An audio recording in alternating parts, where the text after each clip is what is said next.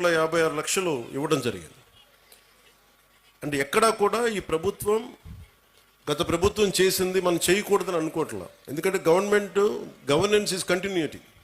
పార్టీలు మారచ్చు, వ్యక్తులు మారచ్చు, కానీ పథకాలు నిరంతరం సాగాలనే ఉద్దేశంతో దాన్ని ముందుకు తీసుకెళ్తాం. దురదృష్టవశాత్తు మన కడపకి చేసుకోలేకపోయారు. కానీ మాధవ్ గారి ఆధ్వర్యంలో ఇది ఖచ్చితంగా నీటి సమస్యను తీర్చి మీకు ఏమైతే ఈ మౌలిక సమస్యలు ఉన్నాయో వాటన్నిటి మీద దృష్టి పెట్టేలాగా నేను చర్యలు తీసుకుంటానని మీకు మాట ఇస్తున్నాను. Will handle that part.